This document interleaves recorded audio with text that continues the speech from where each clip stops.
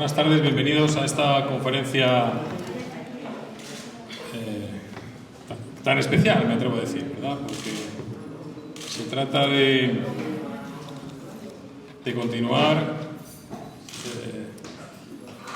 una línea de desarrollo de actividades públicas que siempre el museo siempre lo ha tenido de alguna manera, pero que desde el ejercicio 2021 y ahora el 2022 estamos siguiendo de una manera más visible, vamos a decirlo así, que es la de tener en cuenta que nuestro museo no es solo un museo referido a la historia del ferrocarril, es decir, al pasado, sino que también es un museo que está para defender el ferrocarril, el presente del ferrocarril y el futuro del ferrocarril. Y también para divulgar todas las ventajas que tiene, y que no hace falta que nosotros exageremos, porque las tiene. Ventajas de todo tipo que no voy a descubrir ahora. Y en esa defensa del ferrocarril, pues obviamente estamos dando voz a diferentes entidades, empresas y colectivos que están trabajando por el ferrocarril, tanto a nivel nacional como en nuestro Principado. En este caso, aquí ya estuvo gente de Talgo, ahora está el Colegio de Ingenieros, también hicimos alguna otra conferencia sobre el presente del ferrocarril en Asturias. En octubre vamos a tener una gran personalidad ferroviaria a nivel nacional dándonos una charla, el día 20, ya lo anuncio. Y dentro de esa línea también de la gente que estudia el ferrocarril, que lleva muchos años trabajando en el ferrocarril, desde dentro del ferrocarril, y que sabe mucho del ferrocarril, pues está nuestro conferenciante de hoy, que viene en representación, y que me corrija si en algo me equivoco, del Grupo de Trabajo de Ferrocarriles de la Demarcación de Asturias, del Colegio de Ingenieros de Caminos, Canales y Puertos, y que viene también a elevar su voz en defensa del ferrocarril, porque estoy seguro que es lo que van a hacer. Y dentro de esa defensa del ferrocarril, Juan Antonio González Peláez, que me acompaña, ya hemos tenido oportunidad de disfrutar de su conocimiento ferroviario, que también es muy elevado, de una persona que trabaja todos los días en el ferrocarril, que es ingeniero y que sabe lo que es de los problemas del ferrocarril, y que en este caso hace de portavoz, ya digo, de ese grupo de trabajo que, como creo que no exagero, todos los aquí presentes y muchos más que no están hoy aquí con nosotros, pero todos los aquí presentes está preocupado por la situación de nuestros ferrocarriles. Los ferrocarriles, en este caso, asturianos, porque quizá lo podríamos extender a otros ámbitos a nivel nacional, pero en este caso sobre el ferrocarril en Asturias. Y hace tiempo ya que el colegio viene trabajando en este asunto y ha emitido una serie de documentos que yo considero absolutamente imprescindibles, y no soy el único, evidentemente, como diagnóstico y como planteamiento de soluciones, porque mucha gente evidencia los problemas que existen, pero pocos se atreven a sistematizarlos, a estudiarlos con rigor, como hace este documento del Colegio de Ingenieros, y también a plantear soluciones, que eso es lo difícil, porque decir que hay un problema es muy fácil. Decir cómo se soluciona el problema es lo complicado. Pero, bueno, el colegio se atreve, y porque lo hace con muy buen criterio, a plantear esas soluciones, o una batería de soluciones. Quizás no sean las soluciones perfectas, porque nunca hay solución perfecta para ningún problema, pero por lo menos se atreven a plantear esos remedios ante una situación que yo me atrevo a decir, y ahora hablo en mi propio nombre, no puede seguir así, y desde luego necesita adoptar medidas. No podemos seguir en Asturias, en mi visión, haciendo como que no pasa nada, como que el ferrocarril puede seguir así, y no es verdad. O sea, si seguimos como estamos, pues el ferrocarril se va a extinguir, y con él vamos a perder algo fundamental para nosotros, para nuestra movilidad, para nuestra calidad de vida y para todo lo que significa vivir en Asturias, sobre todo en la zona donde nosotros estamos. Bueno, dando esta opinión particular, que quizá no debería haber dado, pero bueno, tengo mi corazoncito y soy subjetivo, que me atrevo a dar. No quiero tampoco robarle ni un minuto más a nuestro conferenciante de hoy, que nos va a hacer este planteamiento. Bueno, Juan Antonio, muchísimas gracias por tu presencia, todo tuyo, y yo me voy a quedar aquí de momento, porque normalmente bajo, pero no tengo sitio, entonces me quedo aquí contigo, con tu permiso. Muy agradecido. Bueno, pues precisamente quiero empezar con los agradecimientos. En primer lugar, al Colegio de Ingenieros de Caminos, Canales y Puertos, que en su momento nos permitió formar este grupo de trabajo, que no deja de ser una reunión de compañeros, unas veces unos, otras veces veces otros, en la que intentamos intercambiar opiniones y tratar los temas de la situación del ferrocarril, como suele haber otros grupos de otros ámbitos. En el caso de nuestro grupo, pues llevamos ya, yo creo que son 6 años trabajando y generando nuestras opiniones a modo de artículos dentro de la revista de la demarcación de aquí de Asturias, la revista Canat, que luego os invitaré a que la conozcáis y bueno, gracias a ellos, pues entre todos conseguimos generar una visión que yo creo que aporta rigor, o eso es lo que pretendemos sobre todo, aportar un poco de rigor en las opiniones que muchas veces escuchamos por ahí y que es lo que queda. Sean opiniones más cualificadas o en la mayoría de las ocasiones menos cualificadas, y entonces pues se desvirtúa completamente el posible debate que hubiese en torno al ferrocarril y llegamos a no generar ese debate, a no generar soluciones y a una situación en la que parece que ya lo damos todo por perdido. Nuestro grupo pues intenta aportar modestamente ese rigor. Quiero agradecer al Ayuntamiento, especialmente esa encomienda, esa decisión de que el museo no solamente mire al pasado, sino que mire también al futuro, porque si no se va a quedar solamente con futuro y no con pasado, y no va a haber nada de ferrocarril del que disfrutar, porque todo va a estar estático, todo va a estar convertido en vías verdes. Bueno, al museo, por supuesto, por acogernos, porque yo creo que el Colegio de Ingenieros está íntimamente relacionado. Antes estaba viendo por ahí un expositor donde estaba el logotipo de los ingenieros de caminos, de canales y puertos, que es precisamente este que veis aquí, las hojas rodeando un puente sobre un canal y el ancla. Lo estaba viendo ahí porque era el emblema de la empresa de ferrocarriles del Estado, la conocida EFE. Entonces este emblema ha circulado en muchas máquinas de esa empresa y lo hemos visto por aquí. Y finalmente, bueno, también por supuesto a Javier por la confianza que ha depositado en nosotros. Y por supuesto a todos vosotros, la asistencia. Me genera la duda, esta abundante asistencia me genera la duda de si alegrarme o de si entristecerme, porque si hay mucha gente es porque este tema es muy interesante y desgraciadamente lo que estamos hablando es de los problemas del ferrocarril, no de un futuro venturoso que nos hayan dibujado y todo eso, estamos hablando de un futuro muy preocupante, o en principio es un futuro que va a ser muy preocupante.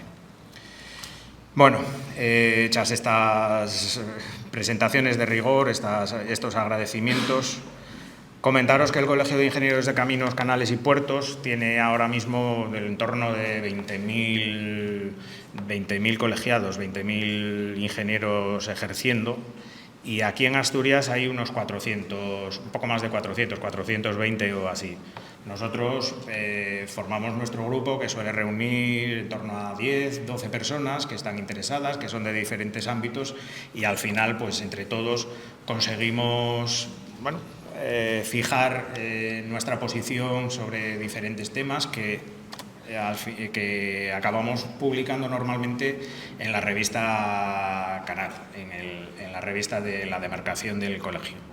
Aquí tenéis y luego yo le voy a dejar a Javier todos los artículos que llevamos sobre ferrocarriles publicados en la revista. Es accesible a todos a través de internet con esa dirección, que también se la voy a dejar a Javier para que si lo estima oportuno poderla publicar y bueno, pues ahí está la revista que habla de diferentes temas de la ingeniería. No es una revista técnica, es una revista muy ligera, muy agradable de leer. ¿Qué entendemos por tormenta perfecta? Bueno, pues al final la tormenta perfecta no deja de ser una tormenta en la que todos los factores que podían ir mal, van mal y suelen ir peor. Entonces, esa tormenta perfecta es la que nosotros en determinado momento creemos que tenemos aquí en Asturias, porque a la vista de los titulares de los últimos meses sobre todo, pues la preocupación va creciendo. Los sufridores lo saben bien, la situación del ferrocarril. Los usuarios, aquellos que ya no pueden utilizar el tren porque ya no responde a sus necesidades, ya no cumple con las expectativas, ya no cumple con el contrato que debería de cumplir, que es una puntualidad, llegar a una hora, etcétera, etcétera. Ha habido durante mucho tiempo frecuentes averías, supresiones, retrasos, etcétera, etcétera, que impiden que la gente utilice con normalidad el tren. Ahí tenéis uno de los titulares más impactantes y sobre todo el recuadrito que hay ahí señalado en verde. El ferrocarril en Asturias ha perdido desde 2005 hasta el año pasado, que era la estadística, el 64% de los viajeros, tanto de ancho convencional, el ancho Renfe, como de ancho métrico. Eso es absolutamente... debería de hacer pensar a más de uno y dar explicaciones. Aquí ha estado hace poco la ministra y yo creo que no ha dado demasiadas explicaciones. Claro, los usuarios evidentemente se dan cuenta de todo esto y se dan cuenta de que, bueno, pues llevamos 10 años en esta situación, han prometido, pero sigue habiendo problemas, no se soluciona, sigue estando las mismas cuestiones encima de la mesa y bueno, pues claro, los usuarios necesitan un medio para moverse, para poder desplazarse. Hace poco hemos tenido la puntilla, la implantación de los sistemas estos de seguridad tan modernos y efectivos que dicen que han obligado a implantar en la red de ancho métrico, incrementan los tiempos de viaje de una manera espectacular. Aquí tenemos el ejemplo de la línea de Oviedo de Santander, pero en la línea, veremos luego también el ejemplo de la línea Oviedo-Gijón por el Berrón, se tardaba 32 minutos y ha pasado a tardarse 48 minutos de un día para otro. Es un incremento de más del 50%, exactamente. Un incremento del 50%. Y después, para completar el panorama, el problema de Cuenca. Es para hablar largo y tendido, porque ahí hay lo que siempre suele enturbiar estas cuestiones, que están fuera del ferrocarril, porque aquí no se responde a una planificación, no se responde a un estudio concreto que diga que la solución de eliminar el ferrocarril es el mejor. ¿Qué hacemos con las mercancías? Cuenca es la primera provincia de España que se queda sin un transporte de mercancías por ferrocarril. Eso nadie lo ha puesto en los periódicos. Se habla de que si autobús, de que si tren, pero ¿y las mercancías? ¿Y una posible plataforma logística, un posible transporte de mercancías, una posible implantación de una empresa que generase transporte ferroviario? Pues eso ya no va a poder ser, porque se están dando una prisa horrorosa en intentar desmantelarlo. No vaya a ser que alguien se arrepienta. Y el Ministerio de Transportes ya ha extendido esa duda a todo el ferrocarril, específicamente a los ferrocarriles más deficitarios, que son los de las regiones más despobladas, digamos, porque no os quiero decir nada de la situación en la que estamos en Asturias. Incluso se llegaban a mencionar los índices de cobertura, del 12, del 15% del índice de cobertura. Los ingresos que genera el viaje no cubren más que un 15% de los costes que cuesta mover ese tren. Con esas cifras, evidentemente, pues ¿quién piensa que hay futuro? Para nada. Y encima, con el Ministerio de Transportes, con esa espada de Damocles encima. Con todos estos antecedentes, pues evidentemente la tormenta perfecta está formada. Pero ¿cuáles son los factores que inciden realmente sobre esta tormenta perfecta? Hacen que sea grande. Pues nosotros creemos que podemos considerar 5 grupos de factores. Los factores los hemos dividido en 5 grupos, que serían los factores estructurales, los factores que corresponden a la gestión interna de las propias empresas ferroviarias, tanto el administrador de infraestructuras como la empresa Renfe, que es la operadora, la propia política ferroviaria. En este sentido hablamos de la planificación netamente ferroviaria, lo que corresponde a la propia Renfe, a la propia Adif, en sentido de política o de priorización de inversiones, de ejecución y de planificación que están haciendo. La política de transportes, que durante mucho tiempo ha potenciado la carretera sobre el ferrocarril, y encima cuando se han hecho las inversiones en ferrocarriles, pues ha ido todo al AVE y dejando de lado el ferrocarril convencional. Y finalmente, unos factores que hemos denominado competenciales, que hemos agrupado, que corresponden a los problemas que hay de coordinación entre las administraciones. Aquí el ferrocarril teóricamente es competencia del Estado. La administración autonómica tiene competencia sobre urbanismo y ordenación del territorio y tiene también competencia, por ejemplo, sobre los autobuses que discurren íntegramente por Asturias, por la región. Pero, sin embargo, no puede participar activamente en la definición de los horarios o en la coordinación entre el ferrocarril y los autobuses. ¿Qué pasa? Por ejemplo, al final siempre oímos que ALSA está acabando con el ferrocarril, o que todo va para ALSA y que al final se está dejando de lado el ferrocarril. Eso no deja de ser más que una muestra de esto que estamos comentando. El Principado solo tiene competencia sobre los transportes de autobús en esta región, que están la mayoría en manos de ALSA. Cuando el Principado está hablando de, bueno, pues tengo capacidad de modificar el transporte, pero solo del autobús, con lo cual se van generando necesidades y responde a esas necesidades con la herramienta que tiene, que es el autobús. El ferrocarril, como es competencia del Estado, no participa en el consorcio, no está integrado, no responde a ninguna coordinación con el Principado, pues se queda ahí, a su bola. Y si coinciden los horarios de los autobuses y del ferrocarril, pues mala suerte. Si no coinciden, si no nos coordinamos ni siquiera internamente el propio ferrocarril, pues mal vamos. Entonces, ahí tenemos estos problemas competenciales. Bien, nuestro análisis, nuestro artículo no se basa en opiniones que vayan surgiendo así a voleo.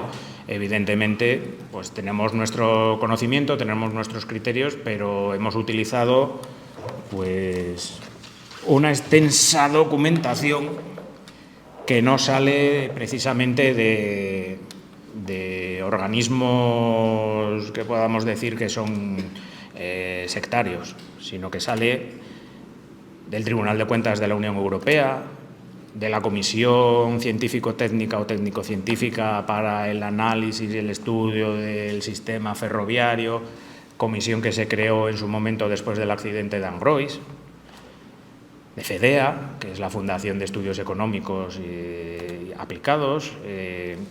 Hay varios artículos en los que tratan el sistema ferroviario con profundidad y con rotundidad, porque tiene algunas frases que son demoledoras.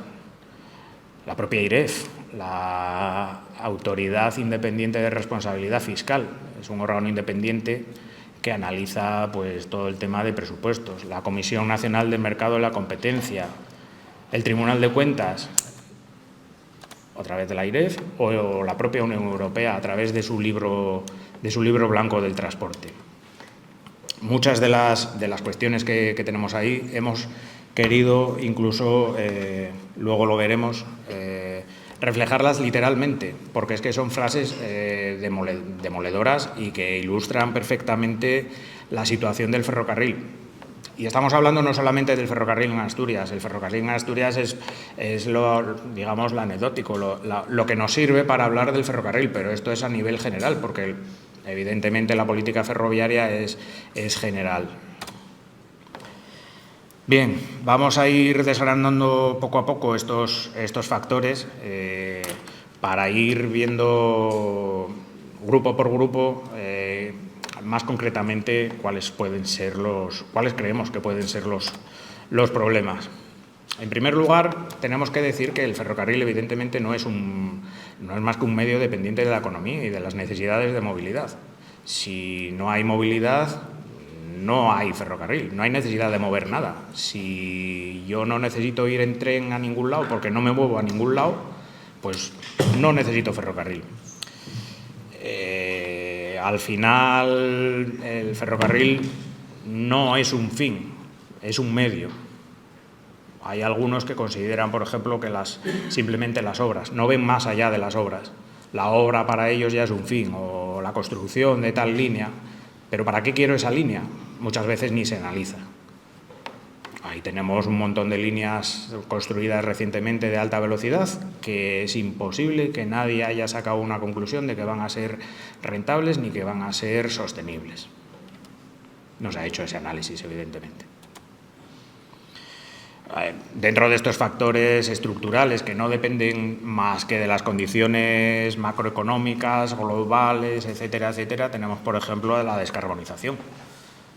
De un día para otro aquí ha desaparecido el transporte de carbón. El otro día estaba en la estación de la Junta de Obras del Puerto, la que está en Aboño, y está completamente vacía. Pero no hay ni un triste vagón. Hace 5 años estaban saliendo trenes continuamente hacia Ponferrada o hacia La Robla, etcétera, etcétera. Claro, eso no depende del ferrocarril ni de su gestión, depende de que alguien ha tomado la decisión de que el carbón deje de ser el principal medio de generación de energía. Tenemos que hablar de las nuevas movilidades. Al final tenemos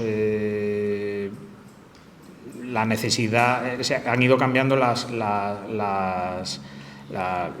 maneras de moverse, las maneras en la que utilizamos el transporte. Tenemos cuestiones de economía. Si la economía va bien, hay más alegría y la gente se mueve más. Si la economía va mal, pues la gente no se mueve. Eso pasó en el 2008. En el 2008, la crisis aquella tan importante entre 2008 y 2010, los atascos desaparecieron de Madrid, porque la gente no podía permitirse moverse, no tenía trabajo y no se movía. Y se notó en el ferrocarril, tanto en transporte de mercancías como en transporte de viajeros.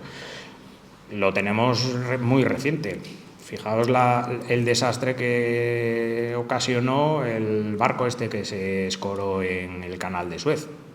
Todavía lo estamos padeciendo. Logísticamente todavía no se ha recuperado el mundo entero de aquel accidente. Trastocó toda la logística mundial. Y eso el ferrocarril también lo nota, para bien y para mal. Para bien porque, por ejemplo, se buscó la alternativa de la ruta de la seda directa por ferrocarril, desde China hasta Madrid, que llegó algún tren así de demostración. Para mal porque al final no tienes mercancías que mover. No se mueven contenedores, no se mueven los barcos, pues no se puede mover nada en tren. Y, por ejemplo, los cambios que se han producido en relación con los desplazamientos que necesitábamos nosotros, que veníamos necesitando. Ya no tenemos que ir a comprar a Oviedo, cogemos o aquí a Gijón, cogemos por internet y compramos y nos lo traen a casa. Las cuestiones del teletrabajo, pues ¿qué os voy a decir? Se está volviendo a las oficinas, pero es que mucha gente ya se ha quedado en casa, ya no tiene que moverse todos los días a la oficina. Dice, ¿voy a aguantar yo ese atasco de media hora o de 3/4 de hora? ¿Qué va? Me quedo en casa tranquilamente, paso un poco del trabajo, aprovecho para hacer la colada y listo. O la administración electrónica. Hoy en día ya no tienes que ir a sellar el papel con timbre a la delegación del gobierno porque lo puedes tramitar todo por internet. Con lo cual, todo eso genera que que ya no hay que moverse tanto. Eso evidentemente se nota en todos los medios de transporte, también en el ferrocarril. Eso es, no es una cuestión de que dependa de la buena gestión o la mala gestión del ferrocarril, sino que son cuestiones externas. Un apunte, un factor colateral que sí que me gustaría incluir aquí, y es que, por ejemplo, yo creo que no se están realizando análisis buenos de la situación del ferrocarril o de otros modos. Normalmente se realizan análisis parciales e incompletos, y quiero leeros literalmente lo que habíamos puesto aquí porque así no me pierdo y no digo más de lo que no debería. Los análisis son parciales e incompletos y demasiadas veces se realizan a través de actores de dudosa solvencia.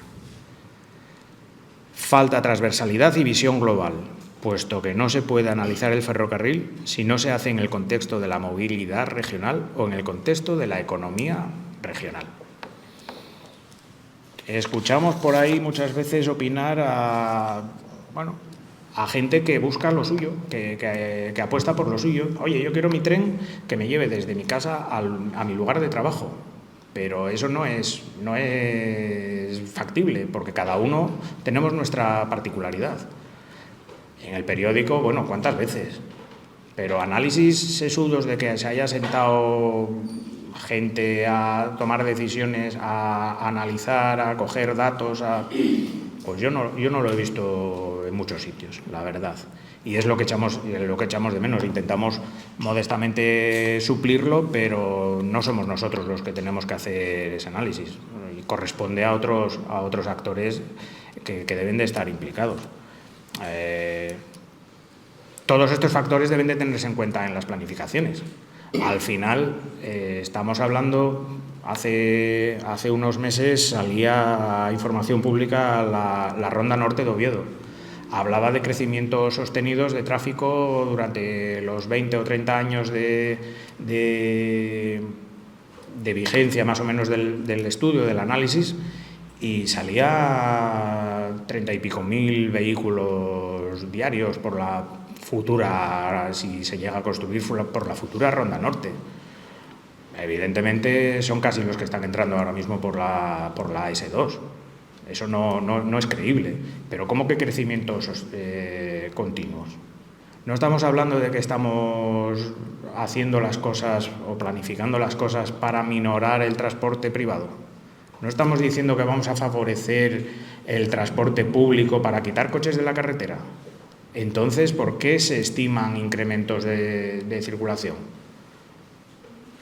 No os voy a contar el tercer carril de la Y, porque bueno, ya es el despropósito en grado sumo. Pretender justificar que hay que hacer un tercer carril en toda la autopista, en toda la Y, porque hay tráfico, pues no se sostiene. Es imposible. Hace 15 años había 75.000 vehículos diarios. Hoy en día no llega a 50.000. O está por ahí. No hay saturación, y vamos a reducir el transporte privado, porque si no, estamos reconociendo que las políticas que se están implantando o que se pretenden implantar ya salen fracasadas desde el principio. Y eso, pues hombre, es un poco preocupante. ¿Para qué vamos a hacer tanto esfuerzo si después no vale para nada? Los análisis deben de ser transversales y globales. Tiene que sentarse la administración estatal, la regional y la local. Tienen que sentarse empresarios, sindicatos, asociaciones, usuarios, todo lo que se nos ocurra. Tienen que sentarse el transporte aéreo, el marítimo, por carretera, el ferroviario, todos juntos. Porque si no, es imposible de hacer ninguna planificación. Si cada uno va por su lado, al final no llegamos a ninguno. Y debe de contarse con técnicos cualificados. Evidentemente, este tipo de análisis no lo puede hacer cualquiera, el primero que pase por aquí o el último que llegue por allí. Debe de ser técnicos cualificados. Evidentemente, ahí está. Los resultados los vemos, incongruencias por todos lados. De los factores de gestión interna, pues bueno, en algún artículo anterior del grupo lo hemos hablado. Hemos dedicado también un análisis importante sobre la situación de las cercanías y salían 8 páginas. 8 páginas de problemas, pero que tenían solución. Todavía no han tenido solución, porque estamos hablando de cuestiones coyunturales, pero estamos hablando de falta de personal, de problemas con el material, que ya está muy envejecido. Estamos hablando de lo que yo creo que ahora mismo supone uno de los mayores inconvenientes para la gestión del ferrocarril en Asturias, que es la integración deficiente. FEVE se integró en Adif y Renfe, pero todavía no hay integración. Todavía hay billetes distintos, no son compatibles. Todavía hay tarifas distintas. Todavía hay horarios que no están coordinados, etcétera, etcétera. Claro, así, pues muy lejos no vamos a llegar. Sobre normativa rígida, quiero comentar un poquitín, así muy por alto, las deficiencias que hay en cuanto a la normativa. Lo hemos sufrido con lo que comentábamos antes del ASFA digital. La rigidez en la normativa y la rigidez en la redacción y la rigidez de la aplicación, muchas veces también, conlleva que hay importantes desajustes, porque si aplicamos una normativa que estaba pensada para el ancho convencional, para la situación, para el diseño de aquel ancho convencional, y lo aplicamos al ancho métrico, que tiene un diseño completamente distinto o que no es igual que el anterior, pues claro, se producen desajustes, porque tú has diseñado el ASFA digital, lo has diseñado para unas condiciones de contorno, pero lo estás aplicando a otras condiciones de contorno. Consecuencia: incremento de tiempos de viaje, reducción de frecuencias porque no es imposible encajarlas, etcétera, etcétera. Así que esto de la normativa rígida pues tiene mucha importancia y es uno de los problemas que hay por ahí que al final impactan y lo hemos visto, lo hemos comentado con esos incrementos de tiempos de viaje. La normativa y al final tiene que ser aplicada y tiene que ser establecida a través de los proyectos, de las actuaciones.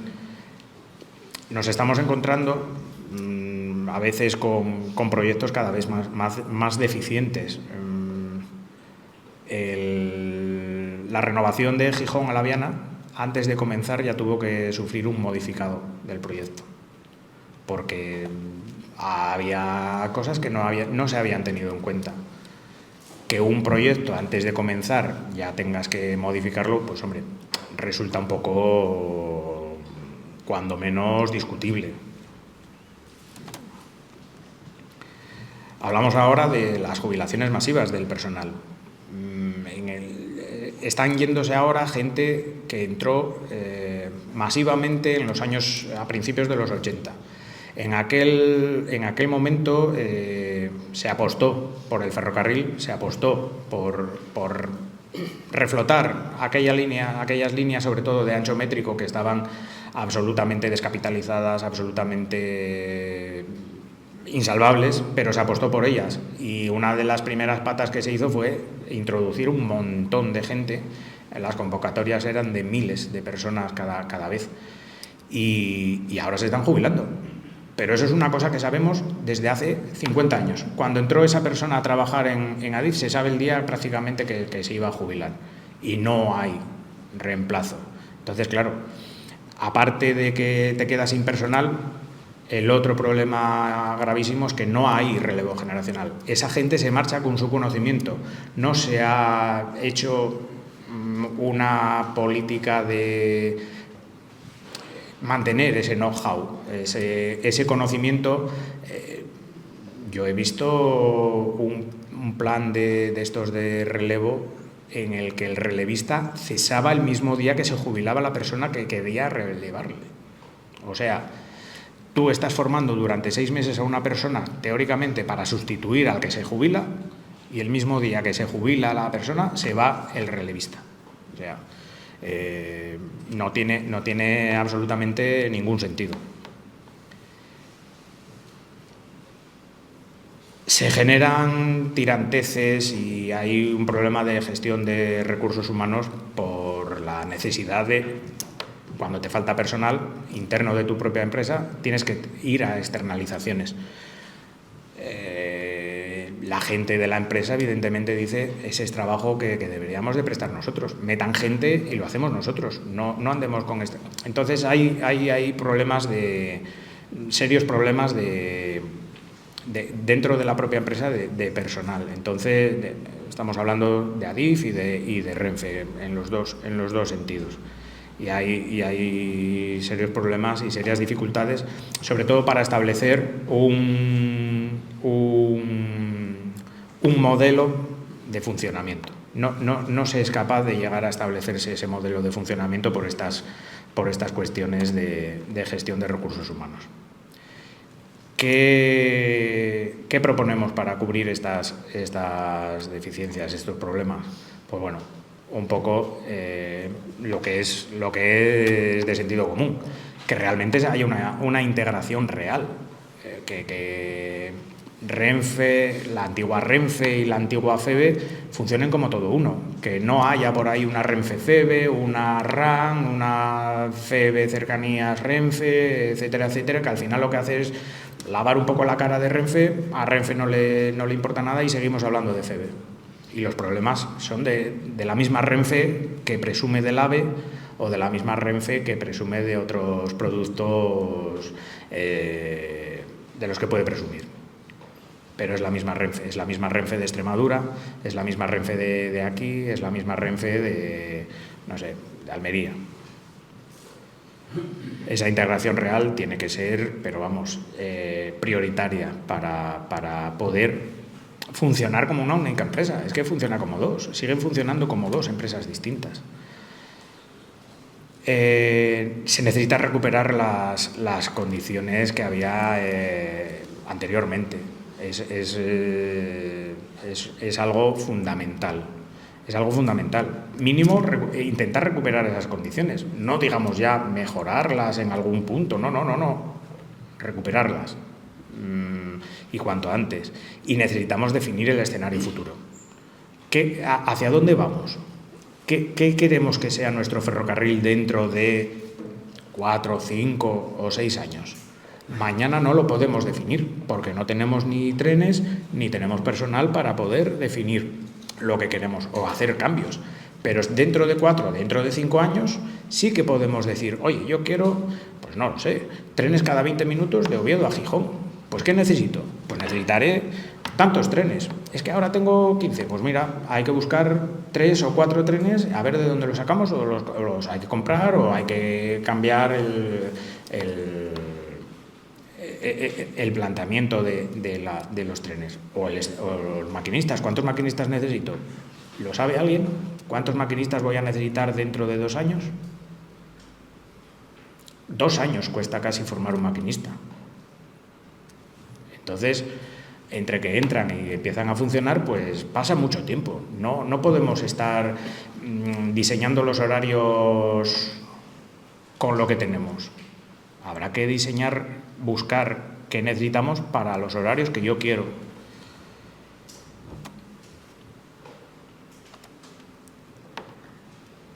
Evidentemente, si hablamos de la normativa, pues hay que mejorar un poquitín la redacción de la normativa, permitir flexibilidad, mejorar la aplicabilidad, porque, yo qué sé, por ejemplo, el AVE tiene un amplio margen sin construcciones, sin problemas, sin invasión de nada, pero es que en vía métrica, por ejemplo, la señora está tendiendo la ropa pegada a la catenaria o pegada al tren, que cuando pasa el tren le deja allí, si tienes las sábanas, se las lleva. Entonces, no puedes aplicar la misma normativa. Es imposible, porque las condiciones son distintas. Porque los trenes aquí en Asturias están en unas condiciones geográficas distintas. Están construidos con unos criterios distintos. Están construidos de manera económica. El resto de ferrocarriles pues se han hecho con otros criterios, ¿vale? Muy bien, muy razonables. Pero, ¿qué pasa? Que ahora tengo yo que adaptarme y tengo que... Teóricamente, la señora tendría que pedir permiso cada vez que va a tender la ropa. Teóricamente. o cada vez que paso por una carretera que va pegada al ferrocarril. Entonces, claro, debe de tenerse en cuenta esas condiciones particulares. Pues para los proyectos se necesita cualificación técnica y se necesita mejorar la redacción. No admitir proyectos que al día siguiente tengan que ser modificados. Eso no es admisible. Eso tiene que alguien responder por esas ineficiencias. Alguien tiene que ver por qué ha pasado ese desajuste, por qué no se ha tenido en cuenta no sé qué cosa que era evidente y estaba ahí, y si alguien medianamente cabal lo hubiese venido a mirar, pues a lo mejor se había solucionado. Es importante, es muy importante. Bueno, lo estamos viendo pues aquí, es que ni siquiera hay proyectos. Con las estaciones estamos mareando la perdiz para acá, para allá, para el otro lado, y es que ni siquiera hay proyectos. ¿Para qué quitaron entonces la estación? ¿Se sabía si estorbaba? ¿No estorbaba? ¿Allí donde la pusieron igual estorba? Y bueno, pues lo que decíamos antes, se necesita definir las necesidades de personal. Es importante definir cuál es el escenario futuro. Es imprescindible definir cuál es el escenario futuro, porque lo he comentado, un maquinista no se forma de hoy para mañana, un tren no se compra de hoy para mañana. Los trenes de ancho métrico, pues yo creo que se compraron en el 2020 y hasta 2024 posiblemente no lleguen. Estaba previsto para 2023, creo que van con retraso, pues estamos hablando de 2024, 4 años. Pero es que van a ser insuficientes posiblemente, ojalá fuesen insuficientes, o van a sobrar, porque ya no voy a tener gente que transportar. Un ejemplo. Suiza está definiendo hoy, hace un par de meses salía ya información pública, el ferrocarril que quiere para el año 2050. Estamos hablando de 28 años. Y para dentro de 28 años ya saben cuál va a ser la frecuencia de trenes entre tal y tal ciudad. ¿Eso qué permite? Eso permite definir lo que voy a necesitar. Si tengo que hacer un cruzamiento en el medio porque es donde está y resulta que tengo las estaciones en otro lado, pues voy a tener tiempo suficiente para hacer ese cruzamiento. Voy a tener tiempo para hacer las obras. Voy a tener tiempo para mejorar el trazado y sacar un par de minutinos. Voy a tener tiempo para tomar decisiones en el sentido de cuánta gente tengo que contratar o cuántos trenes necesito. Estamos hablando de 28 años. Aquí es que no sabemos ni los horarios de cuando vayan a abrir el AVE. En Suiza lo saben. Cuando vayan a abrir el túnel de no sé dónde, que ya está empezándose ahora la construcción, que son 20 kilómetros, que van a ser 10 años por lo menos de obra, ya saben los horarios de los trenes que van a tener, que van a mover. Hombre, hay un poco de diferencia con lo que pasa aquí. Vamos a hablar ahora de la política ferroviaria, que trata pues eso, de la gestión y desarrollo de la red ferroviaria. Yo creo que podríamos acabar aquí la conferencia con esta imagen. Seguro que ya la habéis visto porque se hizo relativamente famosa, pero esto es la realidad del ferrocarril y es en parte, gran parte de lo que tratamos en los siguientes puntos. El AVE se ha llevado toda la inversión y las cercanías, los ferrocarriles de media distancia, los regionales y tal, se han quedado completamente desarmados.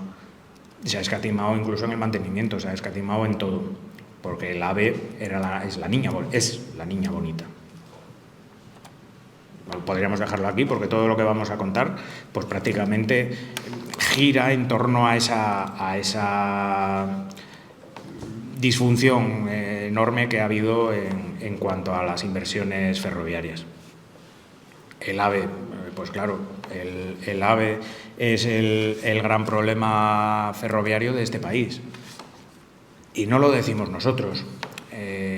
Al final lo dicen los propios organismos y me vais a permitir que lea literalmente lo que ponen esos organismos en sus informes. Y son informes, este de la AIREF es del año 2019, o sea que es relativamente reciente. Por ejemplo, Leo literalmente, ¿eh? La inversión total en cercanías en el periodo 90 a 2018 se ha limitado a 3.600 millones de euros, cifra que contrasta con los 55.888 millones de euros invertidos en alta velocidad en el mismo periodo, pese a que solo acumuló 30 millones de viajeros. En 2018, un 4,8% del total. Mientras que este entrecomillado es de otra frase que no está aquí a continuación, pero que también lo decía. Mientras que las cercanías acumularon 562 millones de viajeros, un 89% del total. La proporción es completamente inversa, está completamente invertida. El 5% de los viajeros se llevan el 90% de la inversión. Eso, claro, al final se acaba notando. Lo estamos viendo en el deterioro del servicio de cercanías, en el deterioro del servicio de regionales. Pues ahí está. Pero sigue. La intensidad de uso de la red de alta velocidad es la más baja de todos los países. Además, no ha logrado mejorar la cohesión territorial. Los resultados de todos los análisis realizados indican que el AVE ha contribuido a incrementar las disparidades provinciales, tanto en los tiempos como en los costes generalizados del viaje. Los resultados globales del análisis coste-beneficio muestran rentabilidades socioeconómicas entre nulas y mínimas en todos los corredores de alta velocidad, lejos de los mínimos exigibles para la ejecución de proyectos de infraestructuras. Ese es el AVE que todos queremos. Ese es el AVE que nos están metiendo, queramos o no. Necesitémoslo o no. FEDEA, la Fundación de Estudios de Economía Aplicada, también ha hecho algún análisis en este sentido y leo también literalmente. El aumento de la accesibilidad no suele ir aparejada a una mejora de las oportunidades económicas en las zonas menos dinámicas, sino que puede resultar incluso en un drenaje de actividades y un impacto agregado negativo. ¿Qué quiere decir esto? Que al final Asturias va a recibir turistas, pero no va a perder economía, porque se van a ir a Madrid. Dicen, total, que tengo la sede en Madrid y me quito la sede de aquí de Asturias, porque voy en 3 horas y para la reunión que tenía, pues cierro la delegación de Asturias. Eso está pasando. Y eso es lo que habla aquí FEDEA. Importante, la frecuente degradación de los servicios ferroviarios de tipo convencional tiene un impacto especialmente grave en los estratos de la población de menores ingresos. No todos viajamos en AVE. No toda la gente viaja en AVE. De hecho, vas a Madrid y Atocha, pues tienes eso, el porcentaje, un 5% de viajeros en el AVE y un 90% los tienes abajo en la estación de cercanías. ¿Qué gente vemos en la estación de cercanías? Pues los que no les queda más remedio, porque ni siquiera pueden permitirse un vehículo privado. Eso está indicado por FEDEA. Sale aquí la protección antivirus. Verás, no traemos la mascarilla. No, ahí no te parece mal. Bueno, pues si acaso. Entonces, pues tenemos un problema. Tenemos un problema porque está impactando sobre la población más necesitada, que más necesita el ferrocarril, un ferrocarril eficiente, un ferrocarril competitivo, que es para ir a trabajar. El AVE se utiliza, bueno, para ir a trabajar, para ir a una reunión o para turismo. Las cercanías se utilizan para ir a trabajar todos los días. El Tribunal de Cuentas Europeo también habla de la alta velocidad. A juzgar por un valor de referencia, una línea de alta velocidad debería inicialmente transportar en torno a 9 millones de viajeros cada año para tener éxito. Aquí llegamos a 4, en la línea de Madrid-Barcelona, que es la de más uso. Evidentemente concluye que existe un riesgo elevado de gasto ineficaz. La evaluación incluso del número de personas que habitan en las zonas de influencia de las líneas indica que no contaban con posibles pasajeros suficientes para tener éxito. Es que en España estamos construyendo líneas de alta velocidad hasta todos los sitios posibles. El input que había era una estación de alta velocidad a menos de 50 kilómetros del 90% de la población. Y ahora, bueno, con el coste consiguiente, que se estima en unos 80.000 millones de euros por lo menos, para completar esa red y para completar ese programa. ¿Quién mantiene eso? Bueno, ¿quién paga eso, esas obras? ¿Quién mantiene eso después?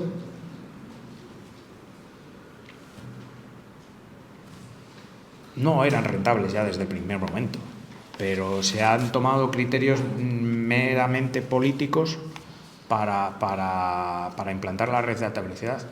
Eso sí, ahora vamos a hacer un examen de la eficiencia del resto de las líneas y cerraremos aquellas que no sean suficientemente rentables.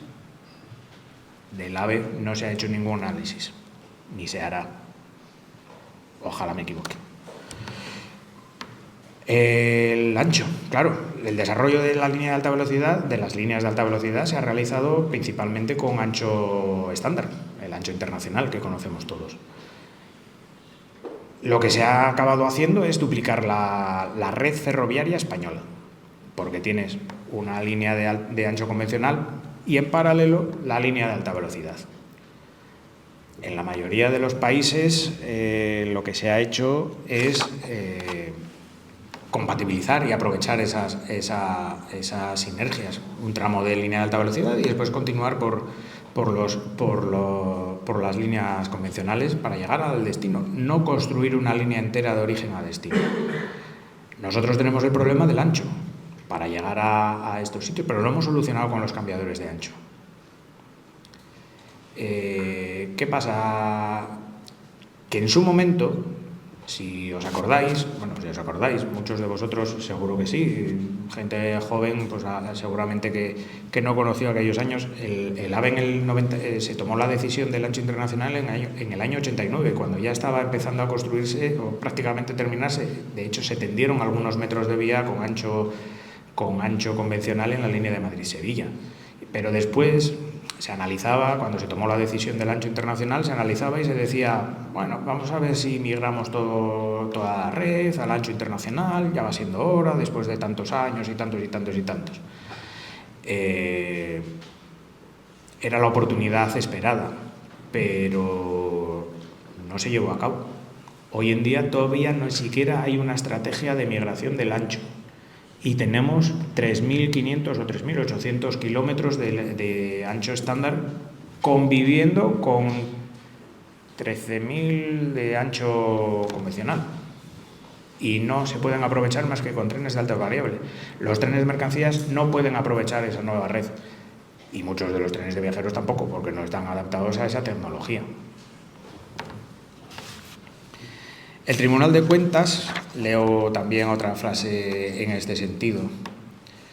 La calidad de la evaluación de las necesidades reales de los Estados miembros es escasa y no suele dar la debida consideración a la solución alternativa de modernizar las líneas convencionales existentes.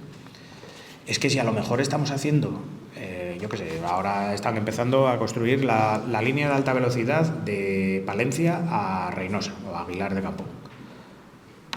¿De verdad necesito ahí una línea exclusiva de viajeros, una línea nueva? ¿O me sirve con acondicionar o quitar un par de curvas o a lo mejor hacer un trazado o mejorar el trazado prácticamente completo pero manteniendo el servicio para mercancías y para viajeros?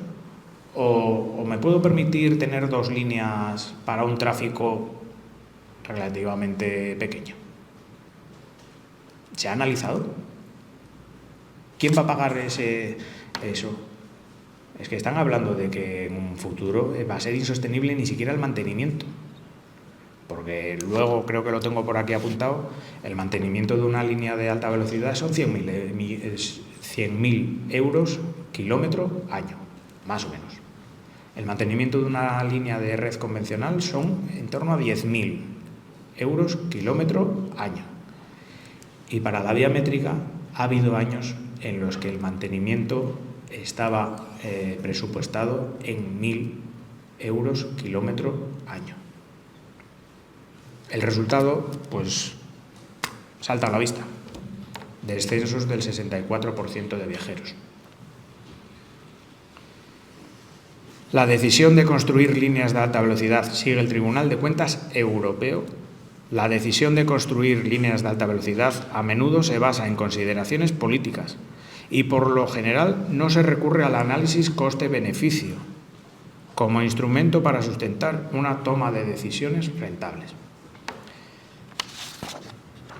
Está dicho todo. Yo creo que con eso y estas cuestiones vienen siendo dichas por estos organismos desde hace mucho tiempo.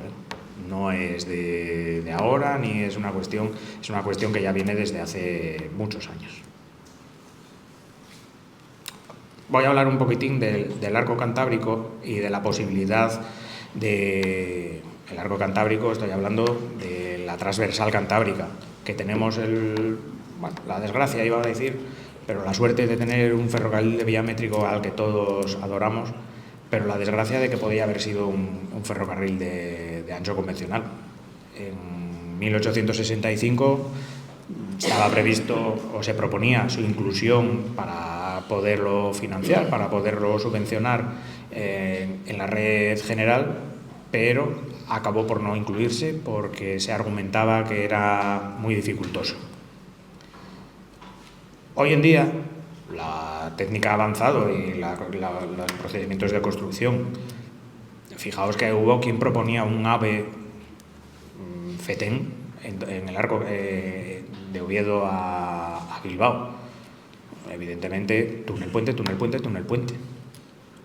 Después salió aquello del mini AVE del Cantábrico, que bueno, era una versión edulcorada, era una versión suavizada, era una versión que mantenía el ancho métrico y proponía velocidades más reducidas. Nosotros creemos que si se analiza con detenimiento, al final lo que se puede hacer, lo que propondríamos que se hiciese, si dado el caso fuese necesario, que nosotros posiblemente sea necesario sobre todo para las mercancías, la construcción de pequeñas variantes, ir ajustando el trazado existente poco a poco y después, una vez que estén aprovechadas todas esas variantes, que se vayan haciendo poco a poco, año a año, pues hacer un cambio de ancho métrico a internacional. Un cambio de ancho métrico a internacional. Con lo cual, para dentro de 30 años tendríamos todas las variantes hechas, poco a poco, bien programadas, para ir aprovechándolas después por el ferrocarril existente, y cuando esté todo completado, hacer esa migración. Para entonces se supone que ya estaría el resto de la red también en ancho internacional, con lo cual conseguimos una verdadera red, un verdadero aprovechamiento. Y no necesito un AVE, necesito un ferrocarril que pueda alcanzar los 140, 160, que tenga velocidades medias de 100 km por hora. Con eso ya soy competitivo, ya tengo un trazado adecuado, puedo tener zonas donde vaya más despacio, ¿por qué no? No pasa nada. Pero implica tener que pensar, tener que planificar, y eso es lo que no sabemos hacer. El mantenimiento de las redes, de la que ya hemos comentado hace un momento. Otro de los factores dentro de la política ferroviaria se manifiesta en inversiones que no mejoran. Vamos a ponerlo entre comillas, porque mejoran la situación actual, pero no mejoran la situación que teníamos previamente. Se ha ido deteriorando aquella situación inicial y lo que se intenta es restablecerla. Hablo, por ejemplo, de las renovaciones. Las renovaciones no mejoran absolutamente ni 1 milímetro el trazado ferroviario. No mejorarían ni 1 kilómetro por hora la velocidad de los trenes. Eso, pues hombre, con una inversión de millón y medio de euros por kilómetro para la sustitución de materiales, el hacer una pequeña variante en una curva que tengo limitada a 60 kilómetros por hora, pues no supone más allá de 200.000 euros. sobre 1,5 millones. No estamos hablando de grandes variantes, estamos hablando de pequeñas actuaciones que me quiten pequeños problemas, pero no se mejoran ni un centímetro. Con lo cual, pues, oye, para mí es un poco un dispendio. Nada, que os voy a contar de los soterramientos. Otro gran agujero negro que se lleva infinitas inversiones, que son la niña mimada de todas las actuaciones urbanísticas habidas y por haber, etcétera, etcétera. Bueno, pues con los soterramientos siempre acaba perdiendo el tren. Y encima lo paga. Hablaremos después un momentín de ella. El anteproyecto de ley de movilidad sostenible habla de que tienen que ser pagadas las actuaciones urbanísticas, tienen que ser pagadas por los promotores o por los interesados, que serían las ciudades, digamos. Pero lo deja ahí, hay alguna frase que lo deja salvable. No se necesitan análisis coste-beneficio ni nada. Bueno, las grandes estaciones, pues otro tanto de lo mismo, solo que aquí podemos compararlas con las ruinas que vemos en otros, en apeaderos que se están cayendo, en estaciones que no están mantenidas, etcétera, etcétera. Vemos el deterioro de estaciones, pero sin embargo, para Chamartín, pues estamos hablando de 280, 300 millones de euros. No lo sé, pero igual con 200, el resto de 80 millones dan para mantener unas cuantas estaciones, ¿eh? Planificación, programación, priorización, no existe. Estamos, un ejemplo que hace poco comentábamos con Javier. ¿Quién en su sano juicio prioriza una actuación en un paso a nivel que está automatizado, tiene barreras, además relativamente recientes, no tiene tráfico porque la carretera ha dejado de tener tráfico y se va a invertir 1,5 millones en suprimirlo? Bueno, pues alguien tendría que hacérselo mirar. ¿Cuál es la finalidad? ¿Cubrir un papel? ¿Cubrir una estadística para que salga X número de pasos a nivel? Yo creo que de lo que se trata es de mejorar la seguridad realmente, no de rellenar papeles. Tiene que hacerse una evidente racionalización de las redes. Tenemos que definir hasta dónde llega el AVE o la línea nueva de alta velocidad y el problema de aquí, de Pola de Lena. El AVE no va a pasar de Campomanes, lo que llamamos AVE. La línea de alta velocidad va a llegar hasta Campomanes. De ahí a Pola de Lena es línea convencional, queramos o no queramos, porque tiene ancho convencional, con parámetros de diseño de alta velocidad, vale. Pero de Pola de Lena a Gijón es línea convencional. No sabemos ni siquiera las definiciones. Una línea de alta velocidad y un tren de alta velocidad no es AVE. AVE es una marca. Una línea de alta velocidad es la línea en la que puedes circular a velocidades elevadas.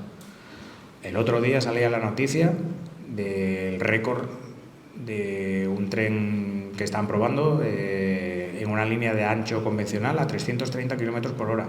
Exactamente lo mismo que una línea de ancho internacional. Y son las dos alta velocidad. El ancho no tiene nada que ver.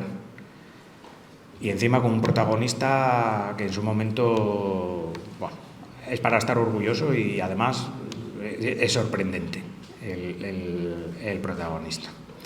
Bueno, la racionalización de las redes. No podemos tener dos líneas en paralelo porque son imposibles de mantener. No podemos tener construcciones milmillonarias para llegar a sitios donde no se va a usar.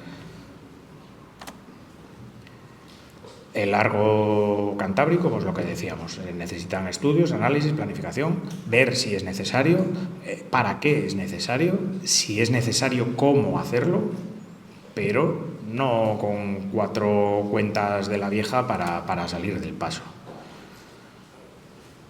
Para el mantenimiento se necesita saber qué es lo que necesito.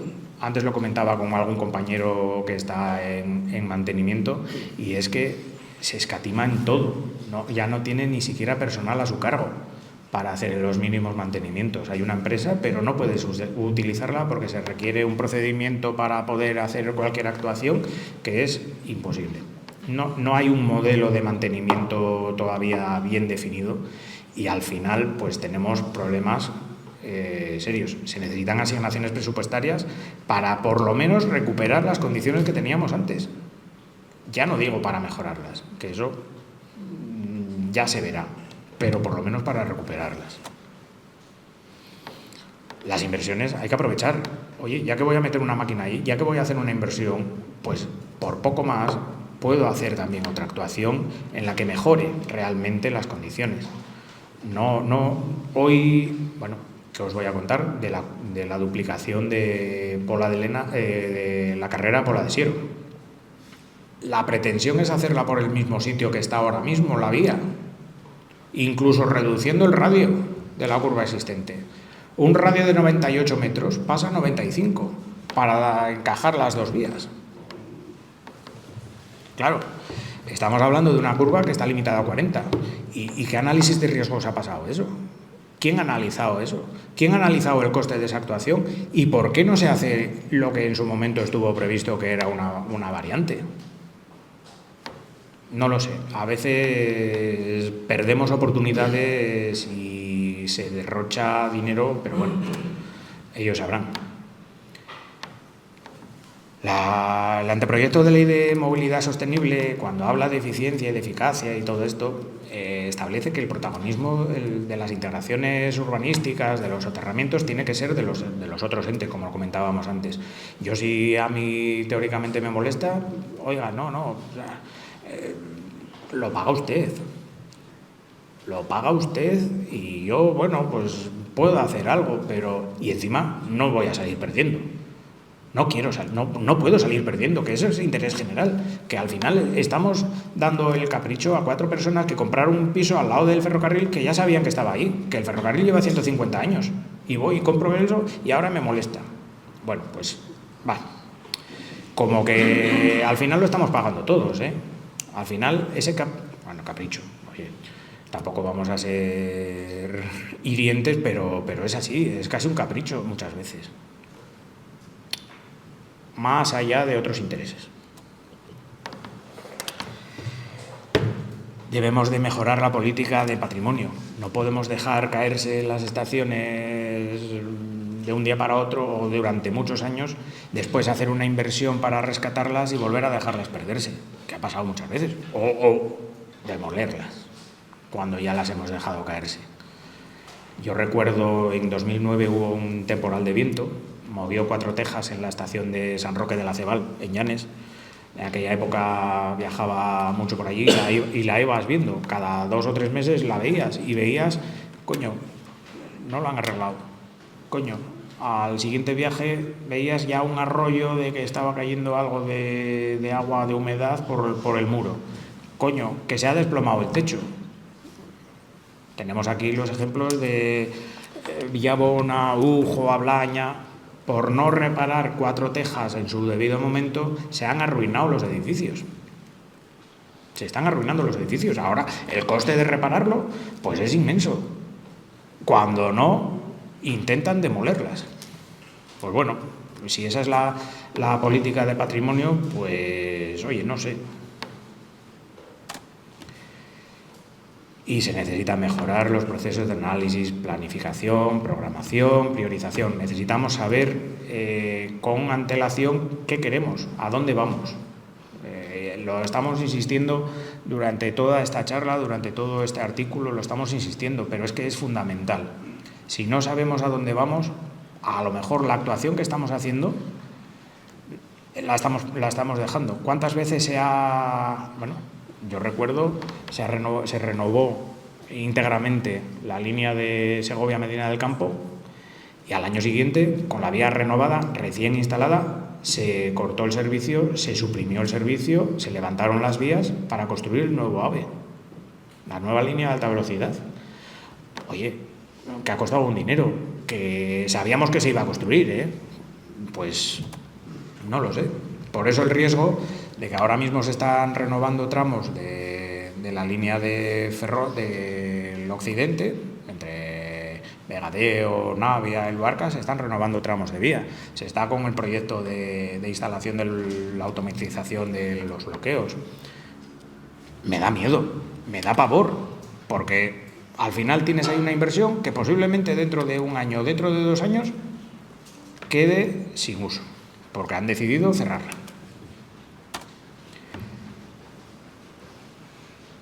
Es fundamental tener en cuenta que el ferrocarril forma parte de un sistema de transporte mucho más amplio. En este sentido, quisiéramos hacer hincapié en algunas cuestiones. Por ejemplo, la diferencia entre la carretera y el ferrocarril. Tanto en inversión, durante muchísimos años las autovías se llevaron la palma de las inversiones. El ferrocarril apenas tenía inversiones. Después se dio la vuelta. Pero cuando ya estaba completado el sistema de autovías, con lo cual pues hay desigualdad. Hay desigualdad en la gestión. Adif es una empresa que gestiona el mantenimiento del ferrocarril. Las carreteras no constituyen una empresa. Y se diluyen los gastos en carreteras, se diluyen en los presupuestos, se diluyen en las diferentes administraciones, se van diluyendo y nunca sabemos el número. El déficit de Adif lo sabemos perfectamente, 20.000 millones de euros. Oiga, Adif es el malo de la película porque tiene ese déficit. Pues igual, si analizamos y cogemos las carreteras, igual nos sorprendemos. Esa diferencia de consideración que ya viene desde muy antiguo. El ferrocarril se construyó con un sistema de concesiones y las carreteras se construyeron la mayoría directamente por el propio Estado. Pero bueno, ese es otro tema ya de economía. Al final, si el ferrocarril va por su lado, si los aeropuertos por el suyo, puertos por el suyo, cada uno planifica a su libre albedrío y tenemos con que hay una línea de alta velocidad y estamos construyendo un aeropuerto al lado. Oye, se van a quitar unos a otros, que son inversiones del Estado, que son inversiones que habría que racionalizar. ¿Qué es mejor, uno u otro? Los dos, para León, por ejemplo, aeropuerto y AVE. ¿Para qué utilizamos ahora el aeropuerto de León? No lo sé. Logroño o Burgos tiene aeropuerto. Hay casi más de 50 aeropuertos de cierto tamaño en este país, el de Castellón. ¿Qué os voy a contar del de Castellón? Ahí tenemos ese mítico aeropuerto. Bueno, pues no lo sé. Si la planificación se hace conjunta, pues oye, a León es mejor que vaya al AVE. O no necesito un aeropuerto porque está demasiado cerca de Madrid, estás a 1h30. ¿Quién va en su sano juicio al aeropuerto para después bajar en Barajas, tardas más en avión pero se ha hecho un aeropuerto, un macro aeropuerto. Nos estamos refiriendo a que no hay una planificación coordinada, a que no hay coordinación entre los sistemas. Aprovecho. Esa coordinación entre los sistemas nos beneficiaría enormemente con el tema de las autopistas ferroviarias. La Unión Europea pone el foco en la multimodalidad, en la coordinación de transportes, en el máximo aprovechamiento de cada uno de ellos. Y aquí, en Asturias, tenemos una potencialidad enorme, porque tenemos la autopista del mar.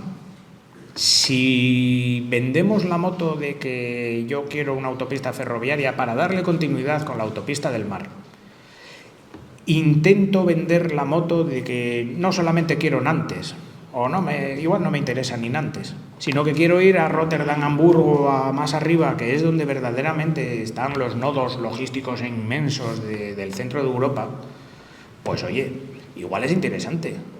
Igual es interesante subir un camión en Algeciras, traerlo hasta Gijón, rápidamente transbordarlo a la autopista al barco y llevarlo hasta Rotterdam. O hasta donde pueda ser. No es necesario. ¿Alguien ha expuesto esa alternativa? Nos la están pidiendo. Nos están diciendo que si queremos autopista ferroviaria, que nos han dejado fuera de la planificación, pese a que estudios de hace 5 o 6 años incluían como punto interesante Asturias. Si nos han dejado fuera de esa planificación, nos están diciendo, vale, queréis autopista ferroviaria, ¿pero para qué? Pues ahí tenemos una justificación. Y no nos cabe duda de que tenemos que buscar nuevos nichos de mercado, porque Asturias se ha quedado sin carbón, se ha quedado sin otras cosas, se puede quedar en cualquier momento sin acero, porque el indio, en el momento que se vea apretado, se va. La logística es el futuro, es lo único que nos queda prácticamente. Bueno, y el verde, pero para ver el verde, pues eso no da de comer. Necesitamos ese futuro, y para eso, lo que decíamos al principio, tienen que estar sentados en esa mesa de análisis la FADE, la CAC, los sindicatos, empresarios, etcétera, etcétera, todo el sistema económico, y ver las potencialidades que tenemos muchas. Somos el puerto más cercano a Madrid. Bilbao no compite para ir a Madrid, no puede competir porque está más lejos. Santander no tiene capacidad, Galicia están a un lado. Ponemos de referencia el puerto de Leixões en Oporto o el de Sines para ir a Madrid. Apostemos por el puerto del Musel, por ejemplo, como plataforma logística de todo el tráfico que en un futuro va a venir por el Ártico. Pasando por debajo de Groenlandia, el puerto más cercano es Gijón. Si no contamos Ferrol, que está muy apartado y no es competitivo para llegar a Madrid. Es Gijón. ¿Quién ha propuesto algo de eso? ¿Por qué no lo proponemos? ¿Por qué no se propone? Apenas hay posibilidad de participar en las decisiones. Cuando te plantean un estudio informativo ya te dan la solución hecha. Nadie puede proponer, oye, esto y lo otro, ¿por qué no se estudia esta alternativa? ¿Por qué no se estudia la otra? No es posible participar, no hay verdadero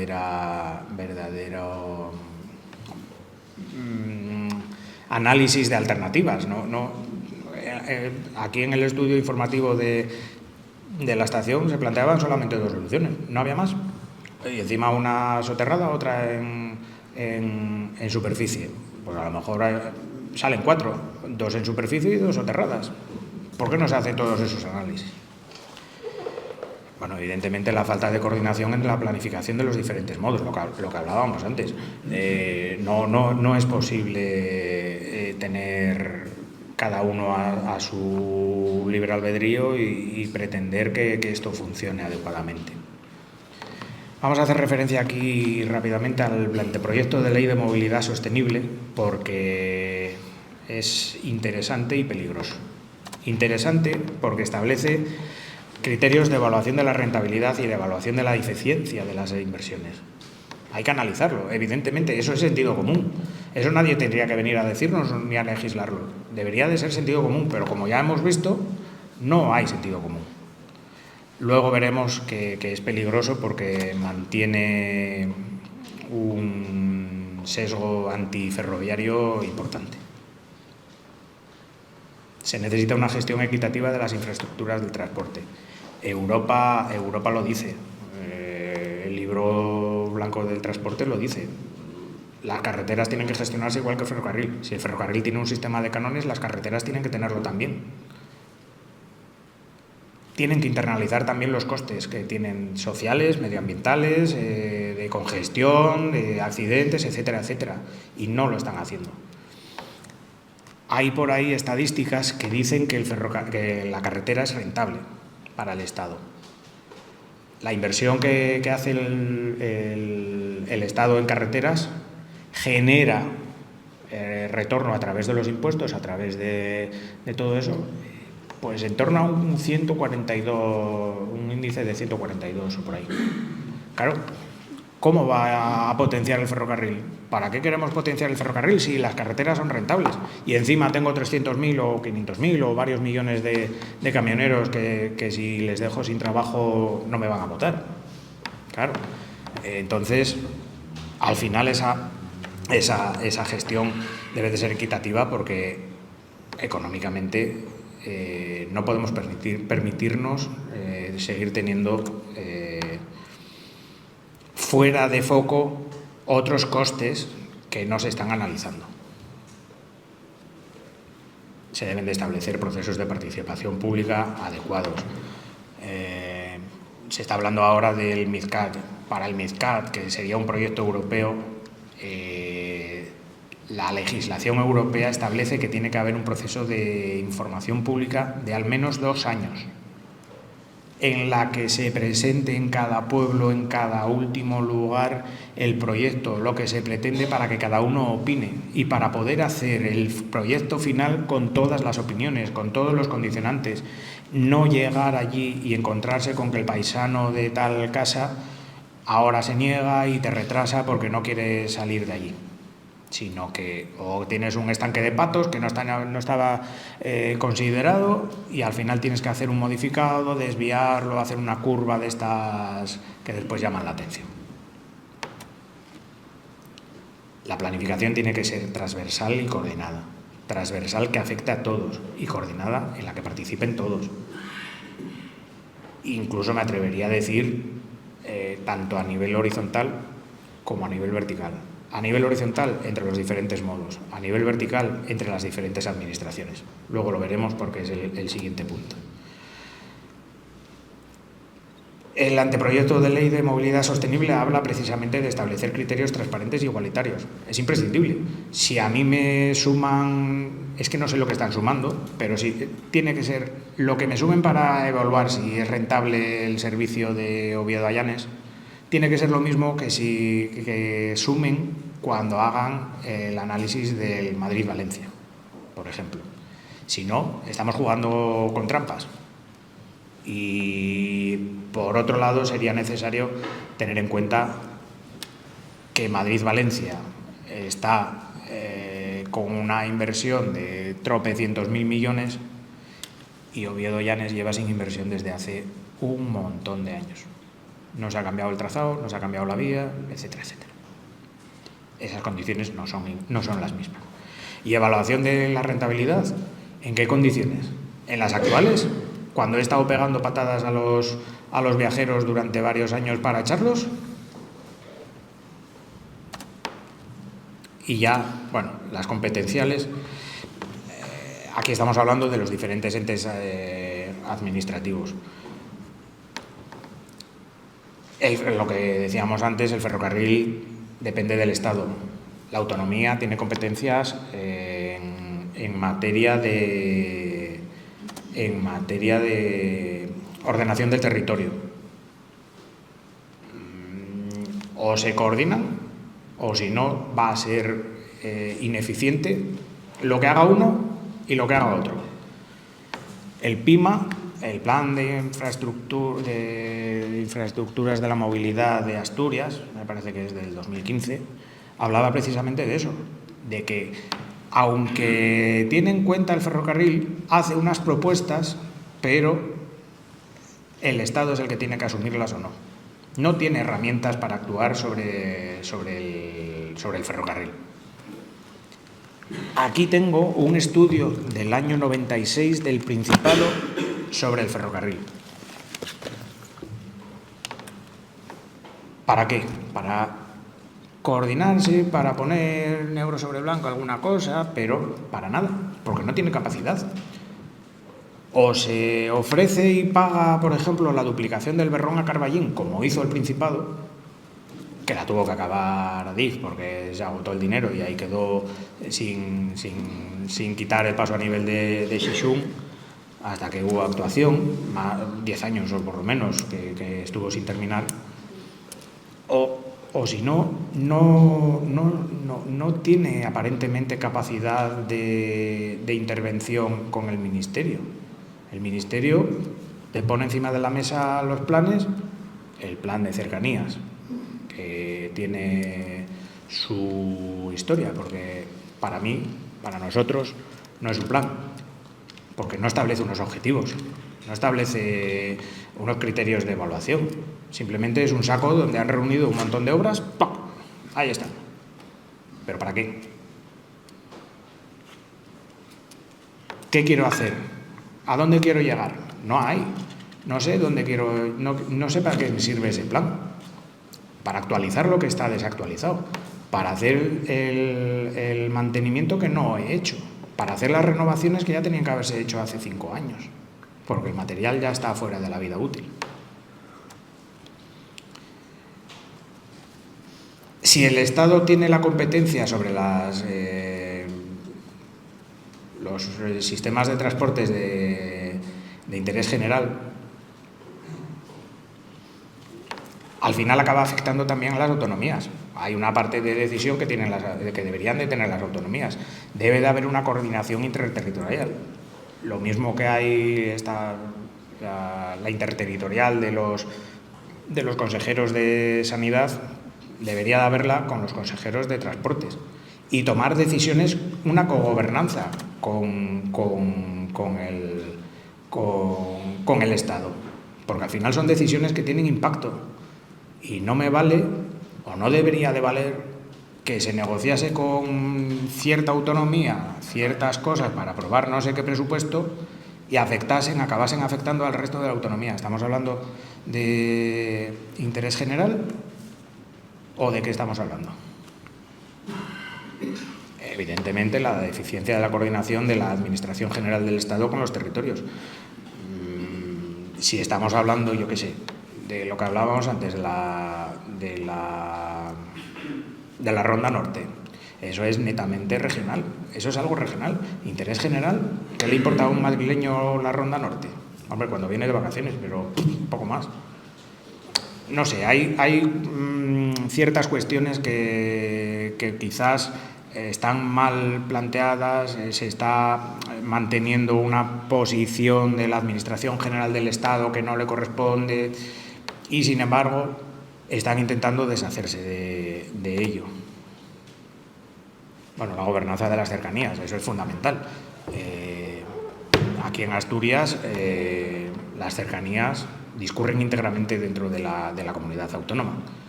El Estatuto de Autonomía de Asturias establece que tiene competencia sobre las líneas ferroviarias que discurren íntegramente por el territorio. En el año 2003 se separaron líneas y servicios. Y es aplicable a ambos.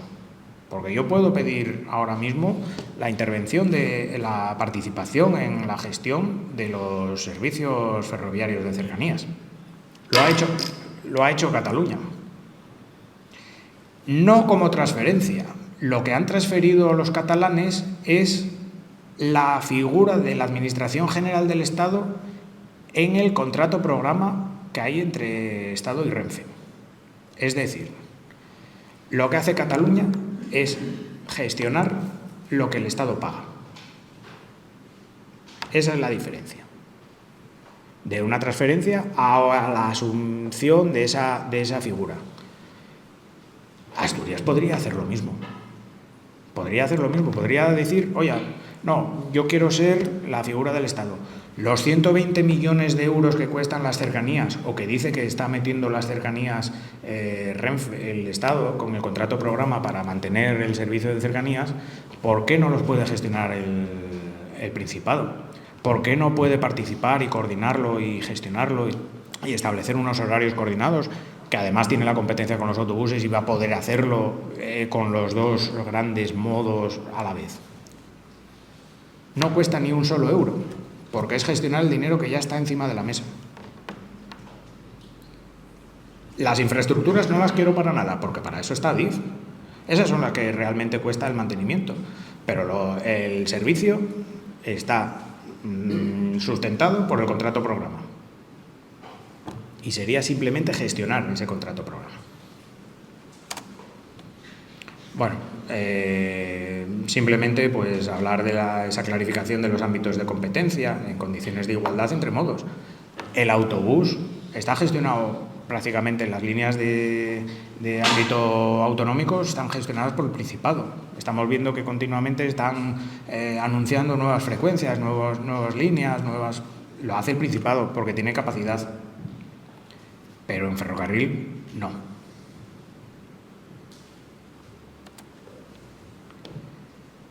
Se necesitan establecer mecanismos de cogobernanza en la planificación de infraestructuras del ámbito estatal. Ya que ahora mismo las autonomías tienen un alto grado de competencias, incluso lo que venimos diciendo, las competencias de ordenación del territorio, el ferrocarril es una de las máximas herramientas de ordenación del territorio, porque es la columna vertebral, es el transporte masivo por excelencia y no estamos teniendo capacidad de actuar sobre él. Ni Renfe se aviene a participar ni tan siquiera en el consorcio. Es más, el Estado no está poniendo ni un duro en el consorcio del transporte de Asturias. Es el único de España, creo, si no me equivoco, que no recibe aportación estatal. Con lo cual, pues bueno, alguien debería de pegar un puñetazo amable encima de la mesa. Dentro del territorio, la comunidad autónoma debe de participar en las decisiones que tome el Estado. La renovación, pues oye, a lo mejor a mí me interesa que se haga primero la renovación de Oviedo a Pravia que la de Gijón a Laviana, por cuestiones de ordenación del territorio, porque me interesa potenciar ese ala o porque veo que hay necesidades en ese ala. ¿Por qué una y no otra? ¿Por qué no se coordinan unas y otras? A lo mejor se puede aprovechar para hacer una obra en la autopista minera y desviar el tráfico a las cercanías. Bueno, hay mil cosas que se conocen mucho mejor en la cercanía del territorio que desde Madrid. Vamos, que no se conocen desde Madrid, porque está claro que hay muchas decisiones que se toman con absoluto desconocimiento. Bueno, hablábamos de la transferencia que ya se ha hecho en Cataluña y que podría hacerse en Asturias, pero es que estamos hablando, comentábamos también, la otra posibilidad de gestión de las cercanías, que es a través del consorcio. Madrid, Valencia, Vizcaya, a través del consorcio. Aquí, pues bueno, de momento, ahí está. Vamos a hablar un poquitín de las mercancías, pero muy brevemente, porque bueno, es una complicada situación, es muy complicado por la propia figura, ¿cómo decir?, administrativa de Renfe. Los tráficos. Actualmente hemos perdido un montón de tráficos. Los de carbón, sin ir más lejos. ¿Quién nos iba a decir en Asturias que al final, así de golpe, iba a desaparecer prácticamente el carbón? Solo queda el de la térmica de aquí de Aboño, que por cierto es el tramo de línea más utilizada, con más toneladas, porque continuamente están las lanzaderas yendo y viniendo. Y no acaban de llegar nuevos tráficos. Se intentó el tráfico de contenedores, pero no ha funcionado. Se ha vuelto a quitar enseguida. No sabemos muy bien de quién es culpa, pero el puerto debería de poner un poco de interés porque se va a quedar sin nada, sin absolutamente nada.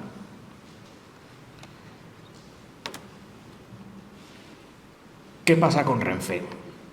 Renfe en mercancías, las mercancías, como sabéis, según la Unión Europea, no pueden ser subvencionadas. Renfe es una empresa pública que debería de estar compitiendo que está compitiendo en un mercado competitivo con otras empresas privadas. No queda del todo bien, porque al final una empresa pública, que si maquillas por aquí, maquillas por allá, acaba teniendo otras cuestiones. Y encima, pues, tiene una serie de circunstancias, el personal, los salarios de los trabajadores están fijados por los presupuestos del Estado, no puedes no puedes manejar para ajustar la oferta, para ajustar un servicio, etcétera, etcétera. Bueno, es muy complicado y quizás hay gente que está pensando en que igual Renfe no debería de participar como empresa pública en el transporte de mercancías. No pasa nada, ¿eh? No pasa absolutamente nada.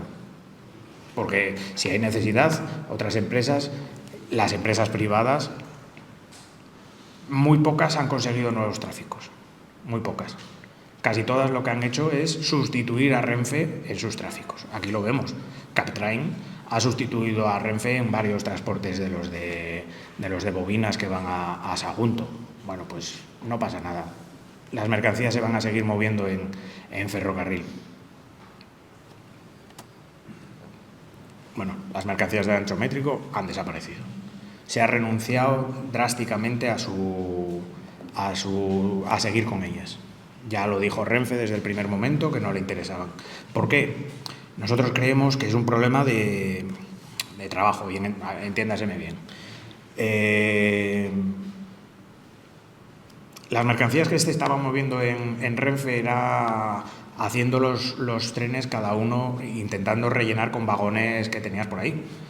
Hoy movías 5 vagones de aluminio, mañana 6 de bobinas y 3 de sosa. Mañana movías 5 de madera, 5 de aluminio y completabas con carbón, etcétera, etcétera. Era un trabajo de lo que antes se llamaba vagón completo. Aquello que todos conocíamos, que el vagón, cada uno iba y se hacían clasificaciones y todo esto. Eso Renfe lo abandonó hace 30 años, a principios de los 80 casi. Abandonó ese tipo de tráficos. O tienes un tren completo que tengas una cierta periodicidad y puedas moverlo sin grandes maniobras, o si no, no te lo transporta. ¿Qué decir de la falta de maquinistas? Cuando hubo escasez de maquinistas en el servicio de cercanías, se tiró de los de mercancías y se propuso abandonar el transporte de aluminio. Alcoa, bueno, en aquel momento Alcoa, ya no sé quién era, dijo, pero bueno, oye, que tenemos un contrato, y tuvieron que seguir haciéndolo. Y lo intentaron con Arcelor, y Arcelor dijo, vale, pues entonces me llevo todas las mercancías de ancho convencional, que son el 25 o el 30% de lo que están moviendo. Ahí se quedó. Pero en ese plan, o sea, no se genera ese tipo de transportes. Y no hay interés en hacerlo. Bueno, la desigualdad entre modos, pues lo que antes comentábamos, el transporte por carretera es beneficioso. Voy a leer un párrafo de la Comisión Nacional del Mercado de la Competencia a este respecto. Es muy ilustrativo. Los distintos modos de transporte generan una serie de costes sociales que con frecuencia no se reflejan en las partidas de costes de los operadores. El ferrocarril en España cubre un nivel de costes sociales similar al de otros países, pero el transporte por carretera solo cubre una pequeña parte e inferior al de otros países de nuestro entorno. En un escenario en el que ambos modos de transporte internalizasen todos sus costes externos, las estimaciones realizadas señalan que el ferrocarril experimentaría una ganancia drástica de competitividad frente a la carretera. La Comisión Nacional del Mercado de Mercados y Competencia. Entonces, ¿los planteamientos de peaje en las carreteras? Pues bueno, algún día llegarán. Están impuestos por la Unión Europea. Así que vayámonos acostumbrando. ¿Cuándo? Seguramente que después de las elecciones. O cuando nos obliguen porque la situación económica empeore de tal manera que sea imposible asumir ciertas cuestiones. Bueno, lo que hablábamos. Tenemos en marcha o a punto de finalizar la variante. Tenemos la Zalia. Tenemos las autopistas ferroviarias que están empezando a desarrollarse o a querer desarrollarse en España. Tenemos la autopista del Mar.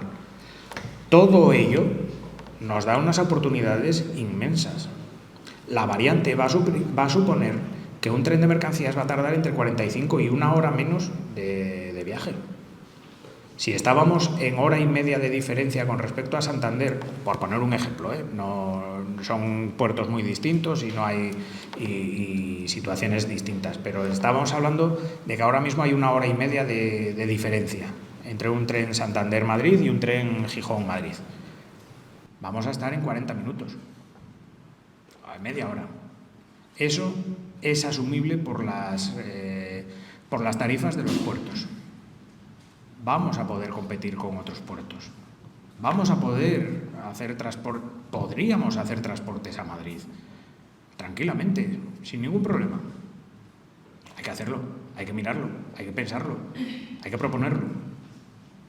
Si se propone, si se analiza y se hace una propuesta, la Unión Europea lo financia, seguro. Si no hay propuestas, pues al final nos quedamos sin autopista ferroviaria, nos quedaremos sin puerto, nos quedaremos con la Zalia vacía, etcétera, etcétera. Renfe tiene que... Renfe y el Estado tiene que hacer un análisis de si Renfe tiene que estar en ese mercado competitivo de las mercancías o no. Es complicado, es una situación complicada, pero... ¿Y por qué no? Pensar también en una parte que sea estratégica, declararla estratégica y que pueda participar el Estado y que pueda subvencionar el Estado una parte de ese transporte de mercancías. ¿Por qué no? Tenemos que recuperar el terreno perdido.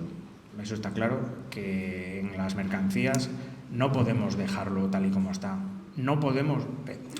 Que ha habido transportes, que han pedido hacer transportes, que los maderistas del occidente decían que podían mover 40 vagones a la semana y no se les ha querido dar ese servicio. Que Arcelor han empezado a mover bobinas que antes se movían por ancho métrico, lo están moviendo por ancho convencional. Que Alcoa en su momento se intentó evitar no hacer ese transporte. Bueno, claro, ya es voluntad de uno echarse al pozo. Ahí no podemos hacer nada. Pero, bueno, es importante y es el futuro que haya una equiparación de modos y una internalización de costes. Los costes del CO2, los costes medioambientales, los socioeconómicos, los de accidentes, etcétera, etcétera, tienen que estar lo mismo internalizados en el ferrocarril, en puertos y en aeropuertos. Hay tasas, pero en carretera no. Claro. ¿Quién se va a llevar todos los tráficos? ¿Quién es competitivo? Evidentemente la carretera. ¿Hay esperanza? Hubo un pasado boyante. O sea, el ferrocarril funcionaba. ¿Por qué no va a seguir funcionando? Claro que puede seguir funcionando. Europa nos invita, nos fuerza a utilizar el ferrocarril. Tarde o temprano acabaremos haciéndolo, espero. Y las ventajas del ferrocarril siguen estando ahí. Lo que decía antes Javier, que el ferrocarril, nadie nos tiene que enseñar las ventajas del ferrocarril, pero que están ahí. Es el más eficiente. Energéticamente es el más eficiente. El que menos kilovatios consume por tonelada transportada, con diferencia.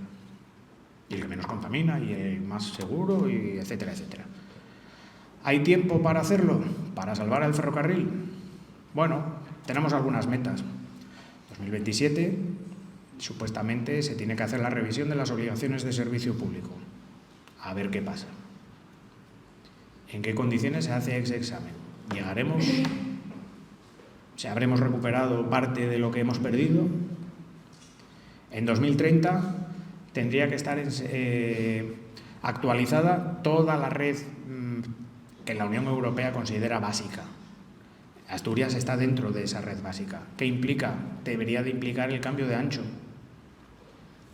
Todavía no sabemos qué va a pasar con el cambio de ancho de Pola de Lena a Gijón. ¿Qué pasa con el cambio de ancho de Pola de Lena a Gijón? Que hay que cambiar todos los túneles, hay que cambiar todos los pasos superiores para cumplir con las normas que ahora mismo están vigentes y que son mucho más restrictivas. Eso supone una inversión horrorosa, pero que hay que hacer, porque si no, igual perdemos hasta las subvenciones de la Unión Europea en la variante. Hay que hacerlas. Es importante hacer esas actuaciones porque estamos obligados, porque pertenecemos a una red básica. Nos ha costado Dios y ayuda entrar en esa red básica, que es la prioritaria de las inversiones de la UE, de la Unión Europea. ¿Alguien ha pensado en ello? ¿Está puesto encima de la mesa ese cambio? Y 2050 tendría que estar completada toda la red, prácticamente toda la red, a los estándares europeos. Bueno, 2050 ya los suizos ya lo tienen ahí, ya saben el escenario, ya saben hacia dónde van, ya tienen el mapa que quieren. Nosotros no sabemos ni de 2027, no sabemos qué va a pasar. Sí vamos a tener ferrocarril en 2027, ese es el problema. No sabemos si vamos a tener ferrocarril en 2027. Este buen señor va a tener que caminar por la vía mucho, si no se soluciona la cosa rápido. Muchas gracias.